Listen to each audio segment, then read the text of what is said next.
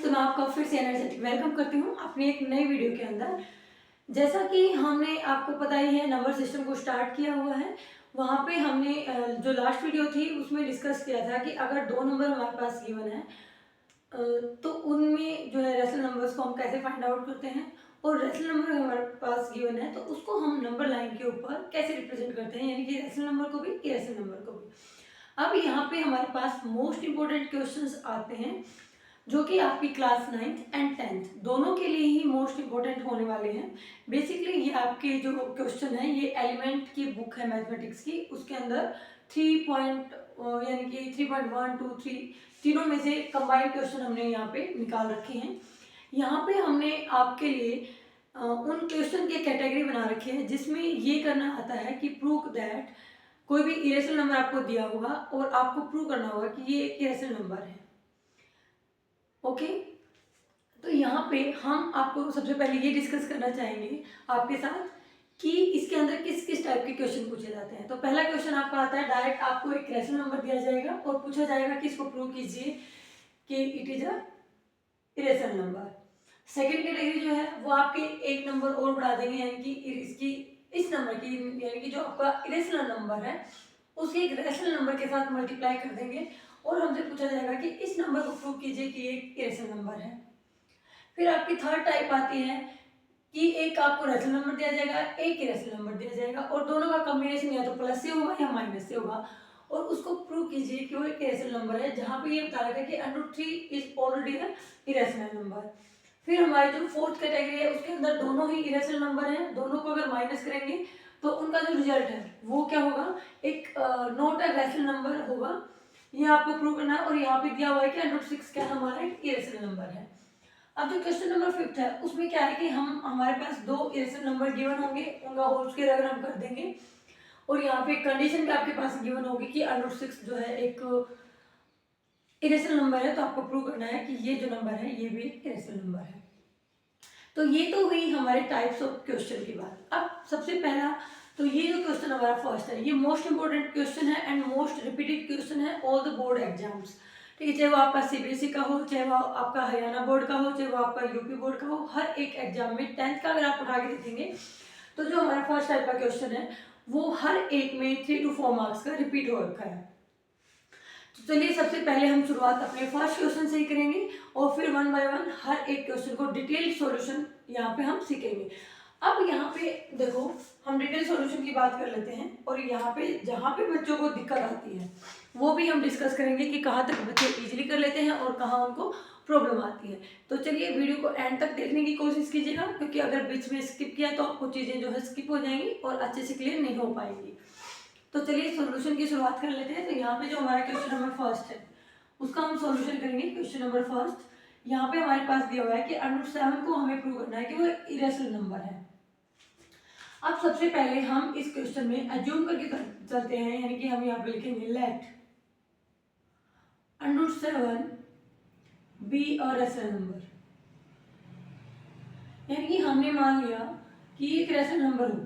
ठीक है, तो यहाँ पे अगर ये रेशनल नंबर है तो इट मीन्स क्या है कि हम इसको, इसका मतलब क्या है कि वी कैन एक्सप्रेस इन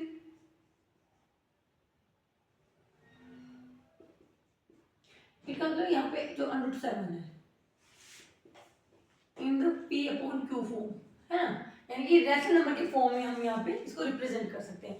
जहां पे क्या कंडीशन होंगी, जो हमारे P एंड Q होंगे वो बिलोंग करेंगे पॉजिटिव इंटीजर से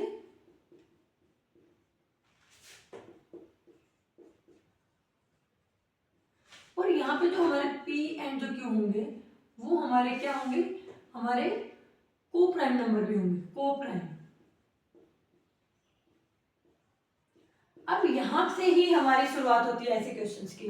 अब को प्राइम का मतलब है कि इन दोनों का वन के अलावा, यानी कि P एंड Q का वन के अलावा कोई फैक्टर नहीं है। वन के अलावा कोई फैक्टर ना होने का मतलब है कि इनका अगर हम हाईएस्ट कॉमन फैक्टर निकालें यानी कि HCF निकालें तो वो हमारा 1 होगा। समझिए ना, यानी कि अगर ये रेशनल नंबर होगा तो इसको हम P/Q के फॉर्म में एक्सप्रेस कर सकेंगे, जहाँ पे पॉजिटिव इंटीजर होगा और Q जो है वो हमारा नॉट इज इक्वल टू 0 होगा। और दूसरी कंडीशन ये कि जो P एंड Q है वो को प्राइम नंबर होंगे, यानी कि उनका 1 के अलावा कोई फैक्टर नहीं होगा। अब आपको क्या करना है कि √7 को हमने इक्वल रख दिया P/Q के, ठीक है। अब यहाँ पे हम करेंगे बाय स्क्वेयरिंग बोथ साइड,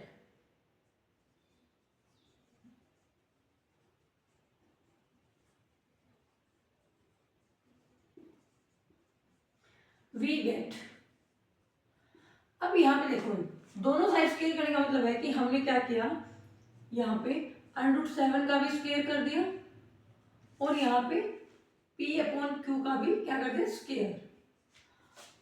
आपको आई थिंक यहाँ तक अच्छे से क्लियर हो गया होगा, यहाँ तक बच्चों को कोई दिक्कत नहीं आती। अब आगे देखो सॉल्व करेंगे तो √ से स्क्वेयर कैंसिल, फिर ये हमारा क्या हो जाएगा, हमने क्या मिला यहाँ पे √7, सॉरी यहाँ पे जो हमारा 7 है वो इक्वल टू है P/Q के, यानी कि यहाँ पे भी हम स्क्वेयर कर देंगे, यानी कि P का स्क्वेयर अपॉन में Q के स्क्वेयर के इक्वल, क्योंकि यहाँ पे अगर स्क्वेयर है तो दोनों का अलग अलग से करेंगे।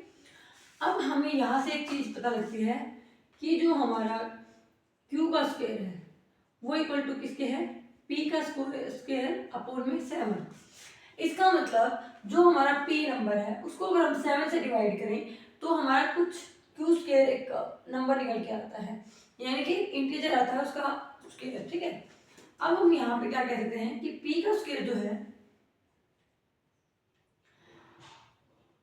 या फिर हम यहाँ पे कह सकते हैं 7 is a factor of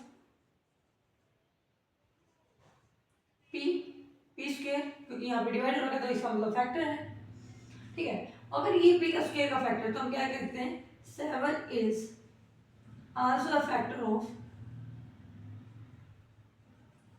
P, कह सकते हैं ना। अब यहाँ पे ये बात क्यों कही, क्योंकि अगर मान लो यहाँ पे मैं लिख देती हूँ 7 मल्टीप्लाई 7 और ये 7 से डिविजिबल है, ठीक है। तो यहाँ पे देखो भाई, अगर मैं ये मेरा P था, ये P था, जब भी तो P स्क्वेयर हुए ना, तो अब सिंपल सी बात है कि ये अगर 7 को डिवाइड करें तो ओनली 7 को भी अगर मैं 7/7 लिख दूंगी तो वो पूरा क्या आ जाएगा 1, यानी कि डिविजिबल हो जाएगा। आई होप यहाँ पे ये चीज़ क्लियर होगी आपको। फैक्टर का मतलब समझ गए ना, यानी कि अगर मैं 25 के फैक्टर लिखूँ तो उसका मतलब है कि 5, ठीक है। और हमारा कौन सा नंबर होगा भाई, 5 आएगा यहाँ पे, इसमें 25 का जो फैक्टर है 25 है, 25 है, 1 है। जैसे 8 के फैक्टर होंगे वो हमारे क्या होंगे 2, 2 और 2, ठीक है।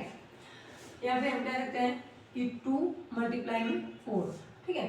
अब ऐसे ये चीज मैंने क्यों सिखाई आपको, यहाँ पे हम इसका यूज करने वाले हैं। अब हम क्या लिख सकते हैं, P जो है अब ये फैक्टर है, अगर मैं कहूँ 8 is a factor of 2 is the factor of 8, तो मैं क्या लिख सकती हूँ, 8 इज इक्वल टू लिख सकती हूँ ना 2 मल्टीप्लाई में कोई भी नंबर, यानी कि 1, 2, 3, ठीक है। तो यहाँ पे इसका मल्टीपल आ जाएगा ऑटोमेटिकली। तो हम यहाँ पे क्या लिख सकते हैं, जो P है वो क्या है, इक्वल टू है, अब 7 तो हमारा फैक्टर है इसलिए 7 मल्टीप्लाई में कोई भी इंटीजर, इंटीजर को यहाँ पे कोई भी इंटीजर मतलब K, और यहाँ पे हम लिखेंगे K is a positive integer.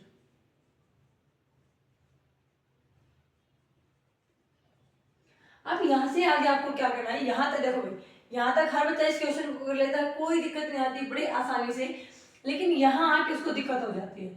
यहाँ पे आपको मानना है कि जो P है, अब देखो भाई, अगर मैं इस अकेले P की वैल्यू निकालूं तो इसका मतलब ये 7 का मल्टीपल ही तो आएगा, 7 का मल्टीपल, ठीक है। 7 का मल्टीपल यानी कि यहाँ पे K हमने एक इंटीजर मान लिया, यानी कि यहाँ पे कोई भी पॉजिटिव इंटीजर हो सकता है, 1, 2, 3, 4, 5, 6, 7, 8, 9, 10 जो भी। अब यहाँ पे हमें क्या करना है, P की जगह क्या पुट करना है। अब यहाँ से अगर हम P की वैल्यू निकालें, यहाँ से P की वैल्यू निकालें तो हमारा क्या आ जाएगा, √7 मल्टीप्लाई में Q जो है वो क्या आ जाएगा P। अब यहाँ पे हमें बस ये लिखना है P is equal to by putting P is equal to √7Q। अब ये क्यों लिखा, क्योंकि हमें क्या करना है कि आप Q का भी फैक्टर निकालेंगे, और यहाँ पे 7 ही क्यों लिया, क्योंकि हमें पता है कि 7 P का फैक्टर है, तो वो अगर Q का भी फैक्टर होगा तो वो नंबर रैशनल नंबर नहीं होगा, और रैशनल नहीं होगा तो इरेशनल होगा, है ना। तो हमें यहाँ पे कॉन्ट्राडिक्टरी जो फॉर्म है उसको यूज करना है। तो अब हमें लिखा by putting P equal to 7P। अब यहाँ पे हमें क्या करना है कि P की वैल्यू की जगह लिख देंगे √7Q। तो यहाँ पे ये P है तो ये यहाँ पे लिख दिया अंडर रूट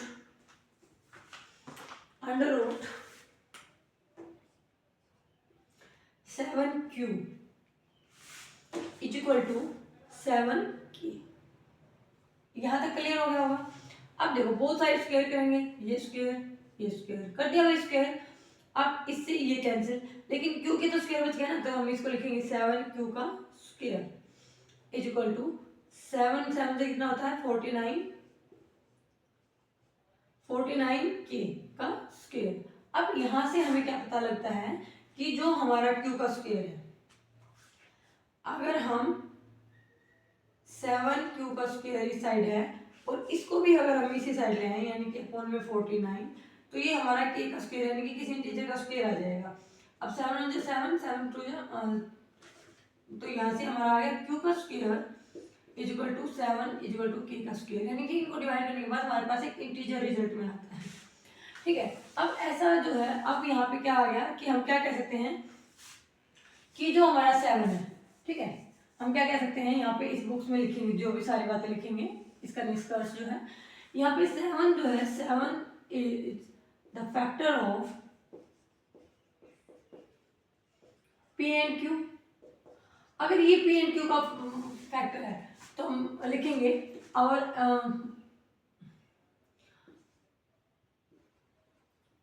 assumption, यानी कि जो हमने अज्यूम किया था, जो हमने लेट किया था, assumption इज रॉन्ग या प्रूव्ड रॉन्ग, यानी कि गलत साबित होगी ना।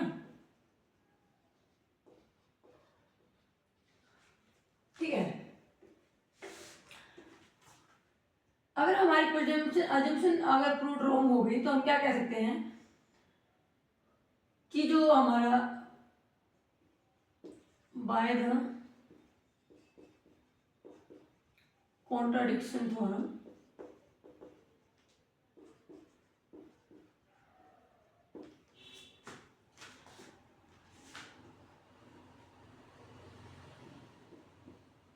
इसमें हमारा क्या हो जाएगा, जो हमने माना था वो गलत है, इसका मतलब by the contradiction theorem we can say that √7 जो है वो क्या है, इज एन इरेशनल नंबर।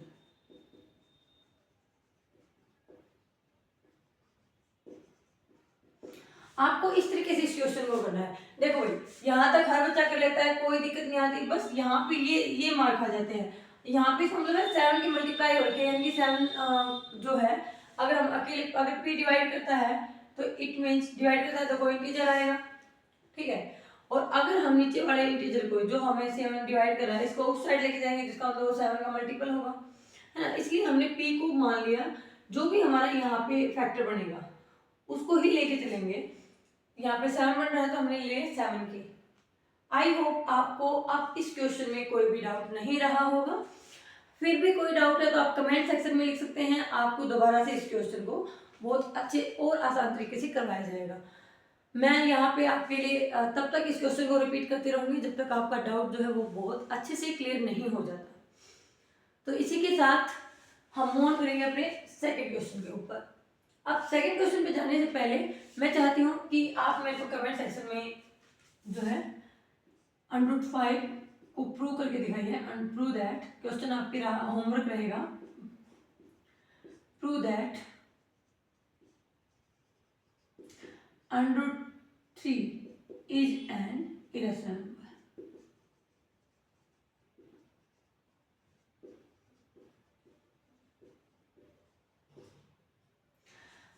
अगर आपको ये क्वेश्चन बहुत अच्छे से क्लियर हो गया होगा तो आप इसको बहुत आसानी से कर सकते हैं, और मुझे उम्मीद है कि आप बहुत अच्छे से इसको 1 बाय 1 जो भी हमने स्टेप फॉलो किए हैं इस वाले क्वेश्चन में उसी का आपको अच्छे से एनालिसिस करके यहाँ पे अप्लाई करेंगे। तो इसी के साथ आज की वीडियो का करते हैं, मिलते हैं नेक्स्ट वीडियो में अपने नेक्स्ट क्वेश्चन के सॉल्यूशन के साथ। तो इसी के साथ थैंक यू सो मच।